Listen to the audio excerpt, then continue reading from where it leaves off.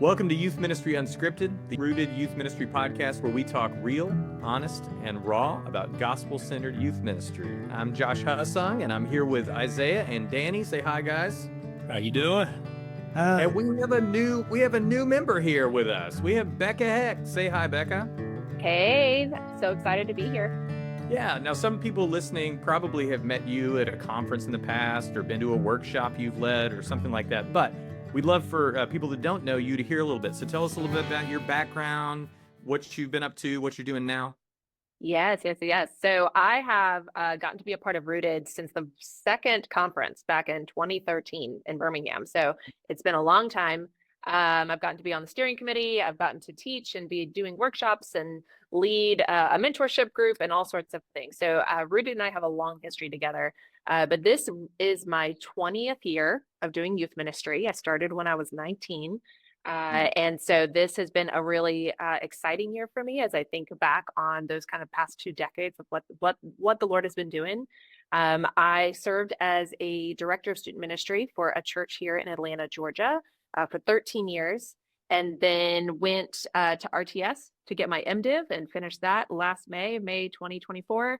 And now God has put me in a place to be a bivocational pastor. And so I spend my days being a community manager for a tech startup hub here in Atlanta called Atlanta Tech Village.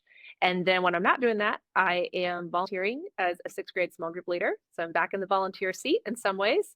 But then I also get to go and do youth retreats on the weekends and teach workshops for Rooted and all those kind of things still too, which has been such a huge gift to me and so exciting.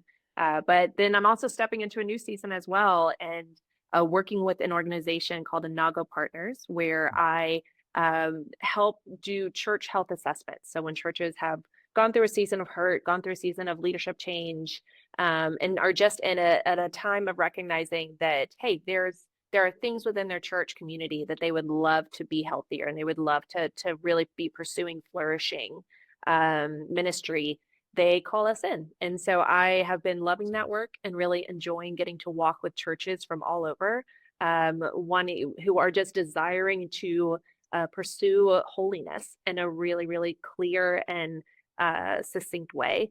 And so that's been a really fun add-on to my life this year. And things are very full. And so I've lived in Atlanta for 15 years now. And I still think it is the best city in the Southeast, at least. So you guys need to come down and visit, definitely. SEC championship. Oh, well. That's right. By the time this episode records, it'll already be over. That's true. But we're very excited for Saturday. Yeah. Well, we're so glad to have you on here, Becca, and look forward to getting your insight as we discuss things for the future. Yeah. So welcome. So great to be here. Thank you. So when everybody's listening to this, it's January now, listeners. We're recording this a little early, but it's January. And not only is it the time for us to lay aside those pesky New Year's resolutions that we've already messed up, but we start thinking about the future. And one of the things that has been on my mind is not only am I a youth pastor, but I'm a father. I have 4 kids. And my son is just turned 18 a couple months ago, and he's a senior in high school. And so now I'm thinking, oh my gosh, he's going to graduate in just a few months. But also, as a youth pastor, you have a group of students who they are coming into the finish line in your student ministry, and they're going to be launching out into many will go away to college, and those kinds of things. And the 6 or 7 years that you have spent with them, depending on when they enter into youth ministry, is coming to a close. So today, what I want us to consider is both the uniqueness of the senior year and ways that we might maximize on time with seniors, but also thinking about potentially like the whole scope of what we do in youth ministry, having this endpoint mindset. Of course, discipleship is lifelong, but the time that they get with you is limited. So first thing I'd love to hear from you all is, in what ways do you see senior year as a unique opportunity in the lives of seniors? What do y'all think? I can remember when I first became a youth pastor at a church, this was my first year, and we had a senior who was getting ready to graduate and was struggling. And she was struggling like, okay, I'm getting ready to graduate. I'm no longer going to be in youth group. What do I do after that? And a couple of things that it communicated to me is that this young person was only seeing church through the lens of youth ministry, which I thought was a bit problematic. Yep. And so I think as we think about the unique opportunities for our seniors is that as we kind of shepherd them, walk alongside of them, how do we help them see the church from a bigger vantage point? One is that not only looking at the local context, but the global church, but also helping them see their place within the church. So helping them see that they have value, that their presence is important, that their voice is important, their talents and gifts are important to the body of Christ. And I think those are some unique opportunities that we have as we shepherd seniors in particular. That's great, Isaiah. So unique thing about senior year, you're saying is that the way that they experience life in the church is about to change. And so you need to start thinking about that. What else you guys got? Yeah, absolutely. I think in that way, the unique part of it is, I mean, really the biggest way they're about to change, right, is if they're going off to college, there's a good chance they're not in your church anymore. And so have we spent the time teaching our students and helping them think through what kind of church are they looking for? What kind of church community are they looking for? I think in past years, I have helped to connect them to other campus ministries, no matter where they were going to college. It was reaching out and trying to find those emails and saying, hey, I'm sending a student to that school. Can you go ahead and put them on your radar? Can I go ahead and connect you now? Can I, when they're there for their fall orientation, can you go grab coffee with them? So it's trying to create those connection points beforehand.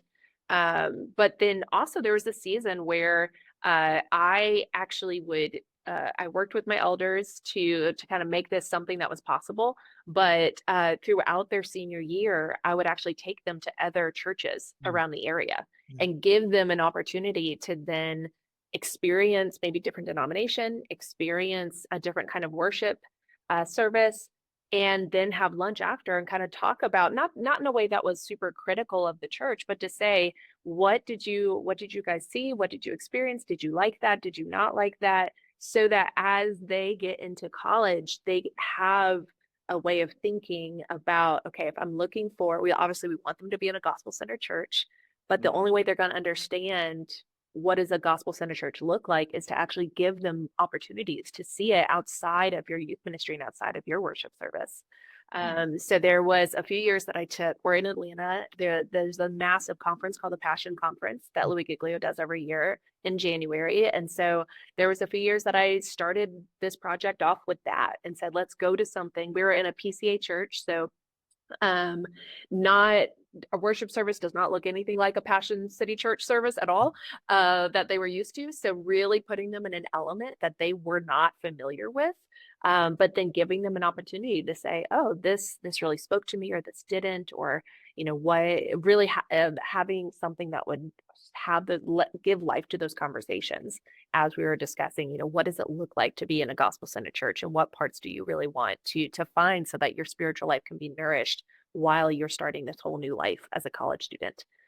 So I do think within that unique opportunity for senior year, it's really helping them to start thinking through, what are my next steps as I'm no longer at my parents' house. They don't get to tell me where I'm going to go and how I'm going to spend my Sundays, but really giving them a lot of leadway and a runway to kind of jumpstart that, taking kind of that new ownership of their spiritual life too.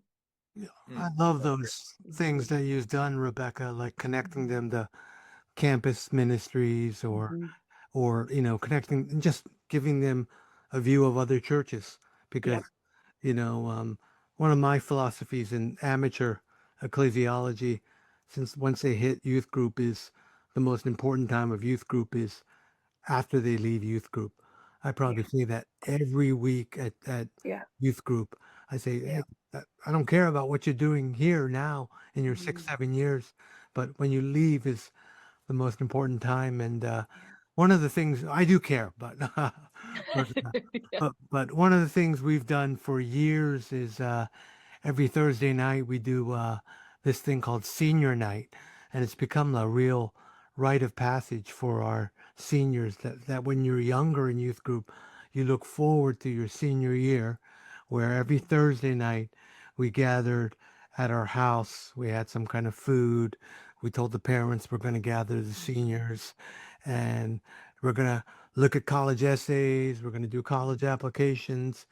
But we're going to also have time of discussion and prayer, and even kids who are kind of marginal on the fringes of church will come to this, even though they might not come on a Sunday. And it's been a real good gathering every Thursday, and we talk about life after youth group, preparing for college, preparing for faith after college. Sometimes we'll watch a movie or TV. um, they can get away from their parents. We don't tell that to parents, but it's been a long tradition in our youth group, this senior night, anything from spiritual to social, and it's been a really powerful time, and again a real rite of passage that youth group kids, they look forward to when they're going to hit their senior year and get to come over to the Quans every Thursday, and so it's a really That's good. good time. Yeah. Are you noticing more teenagers in your life struggling with stress, anxiety, or depression? You're not imagining it. With political division, school violence, and the accelerator of nonstop social media pressures, today's teenagers are facing challenges unlike any generation before them. All of us at Rooted want to introduce you to an important new book, Teenagers and Mental Health, a handbook for parents, pastors, and youth leaders, by psychologist and biblical counselor Monica Kim and veteran youth pastor Danny Kwan, published by our friends at New Growth Press. This comprehensive, gospel-centered guide helps parents, pastors, youth leaders, and other caregivers better understand the mental health challenges so many teenagers are facing today. The authors show you how to spot signs that a teenager is having trouble so that you can reach out to offer help. Drawing from decades of experience, Monica and Danny offer practical tools and biblical insight for supporting struggling youth. Grab your copy using the link on our website and grow in gospel equipping to support the teenagers in your life. Yeah, we've done what we've done with seniors has evolved over the years. For a while, I would say probably 10 to 12 years ago, we would in May invite seniors to come over like every Sunday night for a month, and we would have some discussion, which usually was good. But the kids who were showing up were typically the kids who had just been at youth group with a couple of kids that might not have come to other things. What we started doing maybe 10 years ago, one of my interns and I kind of created a program where once a month, we call it Senior Sundays. Once a month, they come out of Sunday school. We get the seniors, they skip high school Sunday school, and they come with us. And then we lead them through discussions that are all the way through senior years. And we kind of set them up like, well, what's God's will for my life? Like how can I know God's will for my life? That's a big thing people are thinking in the fall because they don't know what they want to do. They don't know where they want to go to college. They have all these big decisions. So how can I know God's will? That's an important discussion. And then towards the spring, we're talking about things like campus life and how to find a church. Becca, you mentioned that. We go through a whole thing about what is a healthy church member. How do you find a church? Find somewhere and just join already. That kind of thing. And they kind of get given an assignment where they're supposed to, if they know where they're going to college, they're supposed to find 2 or 3 churches that they plan to visit, and then we kind of help them think through like how are these picks? Maybe we'll pull it up, look at it online and say, here are some things that you'll want to find out about this. And it's nice because that particular thing I think is super important. But I found that like because we've had that discussion, I'll have students call me and ask me about a church. And they'll say, hey, I'm looking at this one and it mentioned like I've used a couple things. I'm like, hey, this is actually code for we don't really believe everything that the Bible says. Like I've used that like a couple of phrases. I'm like, see this is kind of hedging what they believe the Bible is true as. And so there have been a couple of kids that have like visited a church and like, but their statement of faith says this thing. Does that mean it's bad? and we zero in and we look at it and things like that. So there's lots of opportunities. Another thing we do with that I think has been helpful over the years is I'm not the primary leader on that one. I'm in the room and I add to the discussion, but we have one of our elders and another guy who's involved in our youth ministry, and they're both very different people. So one is a blue collar guy. He owns a business, and he's very all about like, trade school and, like there are other alternatives to, he didn't graduate college. He started college and then started a business and got out. The other guy like has a master's degree and he's like coaches CEOs and stuff like that. And he's very like, this is a great experience. College is wonderful. So they both kind of, and they have different perspectives on dating and they have different perspectives on all kinds of stuff. So the kids are already great. hearing, different stuff going on. So I think all that to say, it sounds like we've all found some ways that we've decided to enter into a unique discussion, whether it's like one-on-one with a student who, if you have a smaller number, that's sufficient, of course, to where, or if you have a group of students, maybe finding a quote unquote kind of program, whether it's something that's already in your programming, like what I've chosen, or Danny, like having them over in your home is always a wonderful thing that just gives it such a great vibe, helping them with college. Another thing we've Yeah, go done ahead. is in our small group time when they're juniors and seniors, especially before they go off to college, we do like kind of like an apologetic kind of time where, because when they get to college, they're going to be facing so many different philosophies and things in faith, challenging their faith. So in their senior year, we let them pick topics for small groups, and like each week a senior will pick a topic like world religions, or how do you deal with abortion, or and so in this like 12-15 week period, we'll have the seniors kind of with an adult leader kind of pick a topic that'll kind of drive the discussion and study for their time, and really helping them think about issues of faith before they go to college. And so that's really worked out well too. That's good. Yeah. That's great. Well, with that, I'd love to think about this for a moment, because we talked about unique opportunities, unique things about senior year. But all of us, having done youth ministry for a time, we've seen students go off the rails. Like we've seen I'm sure all of us, right? All of us have seen students who grew up in our church, maybe articulated faith, maybe professed faith publicly, who went on in their post-high school years to walk away from the faith. And so I'd love for us to just talk a moment, because I feel like we kind of we would reverse engineer the way we think about seniors based on the way we've seen kids react once they got there. So what do you see are unique pitfalls that students wind up falling into once they leave youth ministry? We've already mentioned a couple.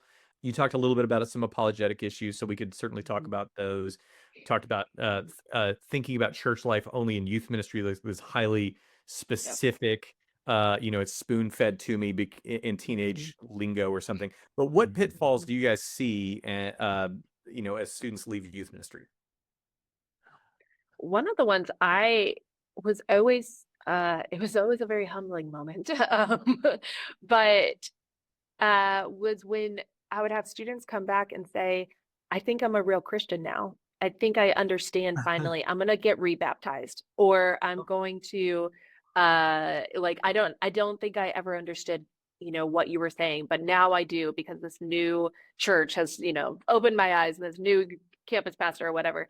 And so always incredibly humbling, but it also, communicated to me too, that there was something that I missed in teaching them, or that we missed as a church, that really didn't set them up to understand how their salvation was something that was won and will not be lost in that way.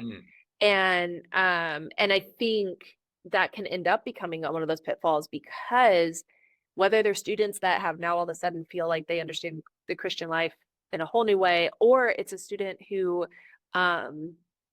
they have one night where they make a mistake that they really regret, and then all of a sudden it's a mistake they never thought they would make, or they've done something they never would have done in high school, and now all of a sudden they're like, oh my gosh, maybe I'm not who I thought that I was. And so this pitfall of one mistake this idea, I guess, would be the pitfall, right? That one mistake means my entire life is a sham, or my entire life is not real, and that all the things that I said I was going to be are no longer possible. And that just sends them on, this whole other trajectory. I watch that happen more often than I want to watch that happen. And in some cases, some of them ended up coming back to the faith and others didn't. But I think that's always one pitfall that I watch for a lot, that I think probably cuts closest to my heart. Well, I found that we can be proactive. When I say we, like youth leaders, could be proactive in trying to connect young people to resources or churches or campus ministries. But once that student gets on campus, they have to be intentional. They have to be, they have to take ownership and do the work of actually getting connected. And one of the pitfalls is that isolation. Yeah. When they don't do the work, when they don't take ownership, and they are not connected to a local body. And so in doing that, they become susceptible in a lot of ways to those false teachings and the apologetic issues that we referenced. And so that's one of the pitfalls that I see. Yeah, and I was going to mention something like that, Isaiah, too. There's this sociologist in New Jersey. He has this thing called the locker box, where kids, when they go to college, they're not connected to something right away. They'll lock their faith away in a locker box. I'm not doing justice to his theories, but I think, Rebecca, again, going back to you, what you're saying, I think it's really important that as youth workers, we're thinking about their life after youth group, and we're connecting them, giving information, asking their permission, of course, but to some campus ministry, some church that they're going to be going to after, some fellowship. When the kids come up to youth group in my church, and I'm sure all of you, we're welcoming the new 6th and 7th graders, and having parties and taking them to Six Flags and feeding them. And, I think those first couple of years are critical. And this locker box theory is kind of how critical it is. So I think really connecting them to some ministry options and some churches, and calling the campus or local churches there and saying, hey, could you look out for my kid? Could you contact my student? I think that's part of some of the ministry that, I need to do. Yeah. And especially too, Danny, when we think about, they are so used to being in a ministry where they have, whether it's us as the youth pastors and the youth leaders, or their volunteer leaders, they are so used to like this constant connection. And then for them to go into a place where that constant connection, they're now having to rebuild, maybe for the first time, in a world where they're not used to having to do it. They're now for the first time really having to take that ownership, like Isaiah said, of their, not just their spiritual life, but also just their community and their social life.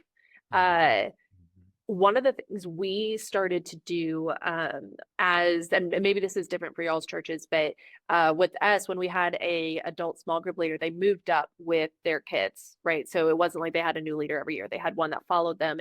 And on the off chance that we had one that really, we kind of, I guess we did it with everybody, but if you were a small group leader for a student's senior year, I would then ask you to actually take a year off. Don't come back yet with the 6th graders or with a new small group. Spend that first year, take a year off for yourself, but then also spend that year being really intentional about staying up with all of those seniors that left. Put a reminder in your own phone to still do a Zoom call with them, or get them all on one call if you could, or send them a text message, because of, Isaiah, what you're talking about, that isolation piece. Unless they grew up moving schools a lot, having to be really good and kind of trained into them how to start new conversations and make new friends, that's not something that they're inherently gonna know how to do. And I think especially in our age of just everything we know about what the loneliness pandemic right now and isolation, and what our social media has done to us socially anyhow, and what our kids are learning and how to build those relationships, kind of continuing to have something where we hold their hand through that, I think is really important too. Yeah. That's really good.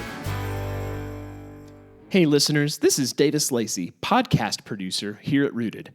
Summer is a crazy time in youth ministry, and it's also the season you spend planning and ramping up the upcoming school year. We, here at Rooted, have created several things just for you as you plan your curriculum, train your volunteers, and write out your talks for the upcoming year. We've just launched 2 new whole school year-long curriculum plans at Rooted Reservoir. One covers Genesis and Exodus, and the other covers the general epistles. Over the last year, we've heard from so many of you that these curriculum plans have saved so much time, helped you engage deeper with students, and have equipped your volunteers to lead discussion in small groups.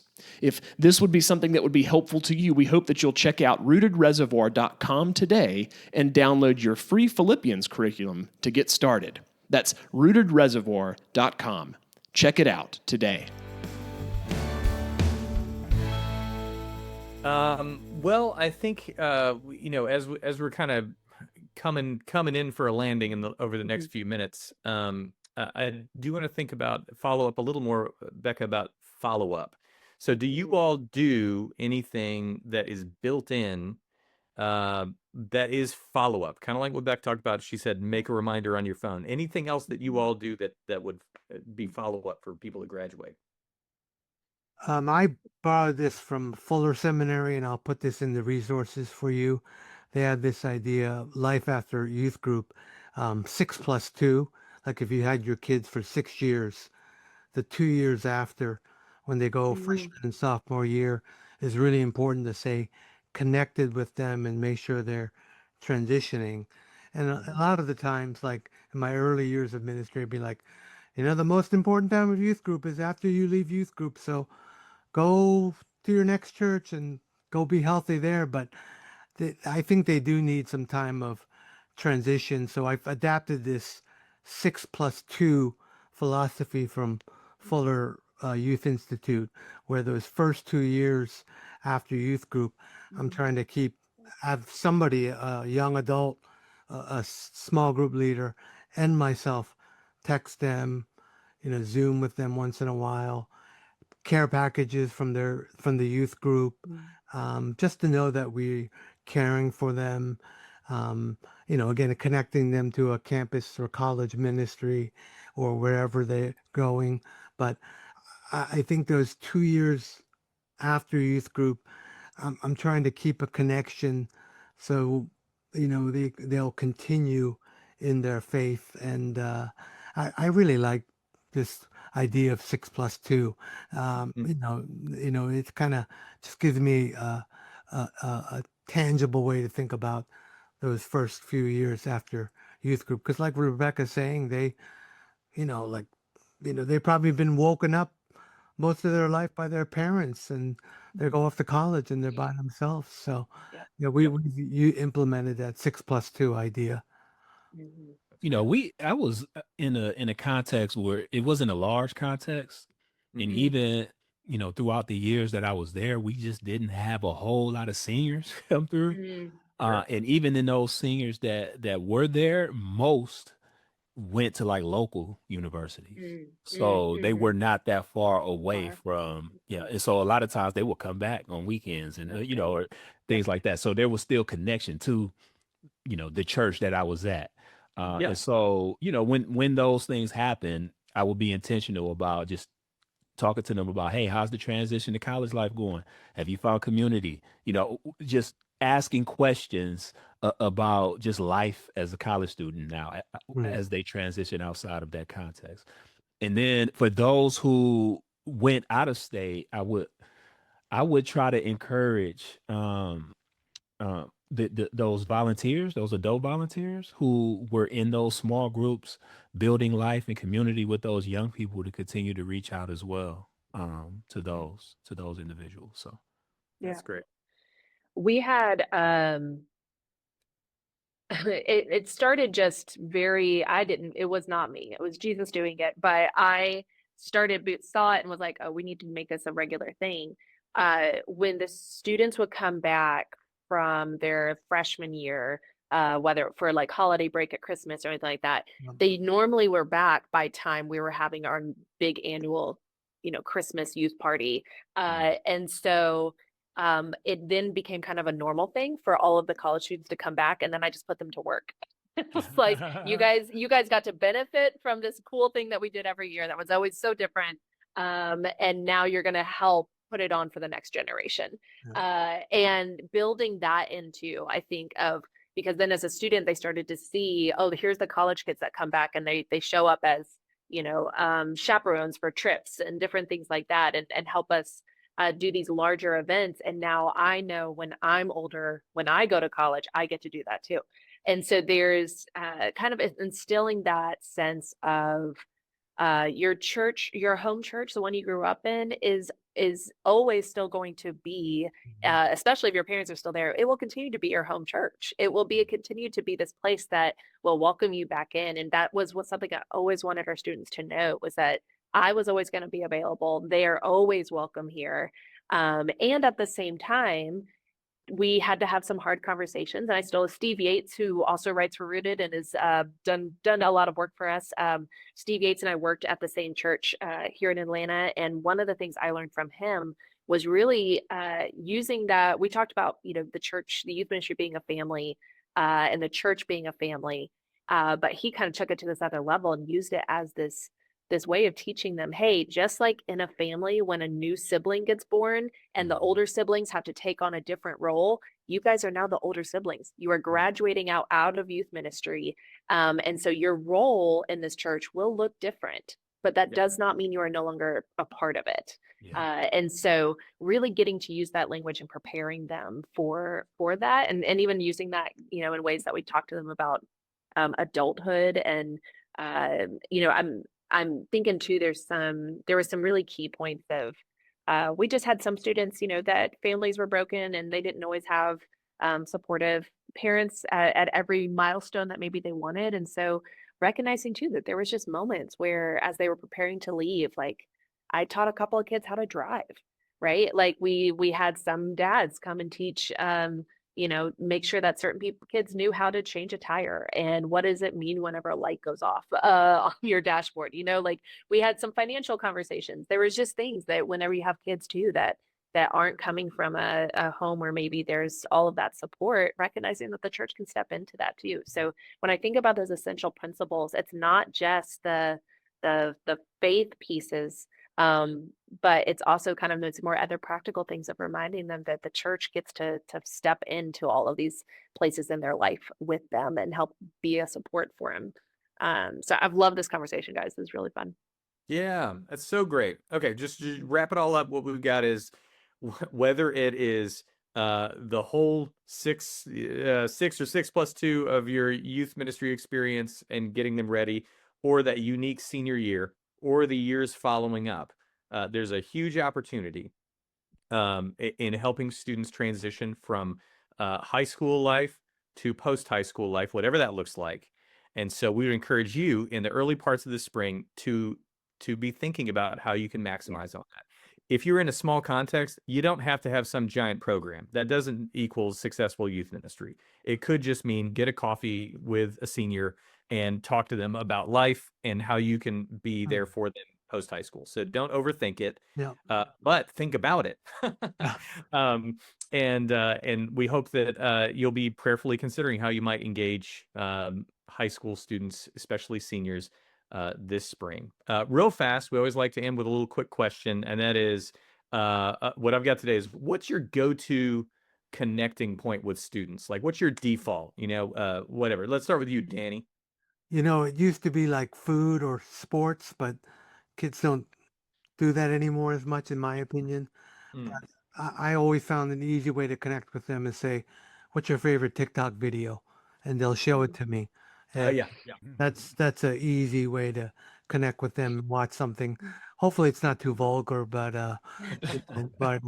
it's an easy way to connect with them. I found recently, more recent years. All right. How about you, Isaiah? Yeah. So this might take, quite a bit of work, but one of the things that I tried to do is I tried to identify things that each of the students were into outside of the church, and those will be my talking points. So if I have a student that's in debate, we talking about debate, you know, and Mhm. so that's something that I was intentional about doing. That's great. Becca? Mine's always, what are you reading right now? We had a lot of readers that were like just all the time books with them. I would sometimes have to tell them put their book away so that you can listen to the teaching right now. So what are you reading or what are you watching is always my easy one, because whether it's something I can go learn about later, or that's how I ended up reading Twilight back forever ago, was the kids were all into it and I was like, great, here I go spending my life doing this. So Okay. All right. So books. All right. yeah. For me, I think I'm a TV movie guy. So usually I will, if I say like seen anything good lately, I can at least know enough about it to ask them questions and see why they Yeah. like it, even if it's Yeah. not something that I would know about. So that's typically one. Or I'm just gonna ask questions. I'm gonna ask them 50 questions until I figure out what's gonna get them talking. Mhm. All righty. Well, guys, this has been a great discussion. And if you're listening, I hope it's been helpful to you. We'll have some resources in the show notes about things that we've mentioned. Feel free to reach out if you have any questions. And again, we just want to encourage you. The gospel is effective. It's the power of God to salvation. Keep on doing it. And we love you out there. And we'll see you next time.